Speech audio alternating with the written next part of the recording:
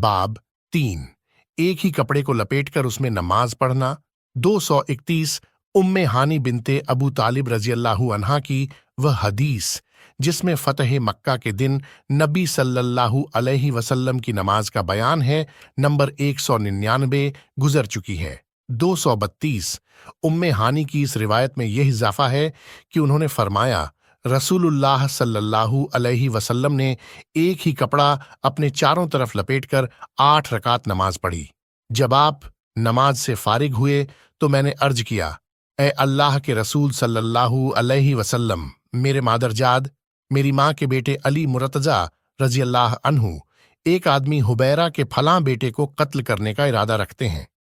हालांकि मैंने उसे पनाह दी हुई है तो रसूलुल्लाह सल्लल्लाहु अलैहि वसल्लम ने फरमाया, ए उम्मे हानी रजी अल्लाहु अन्हा, जिसे तुमने पनाह दी उसे हमने भी पनाह दी। उम्मे हानी रजी अल्लाहु अन्हा फरमाती हैं कि यह चाश्त की नमाज का वक्त था।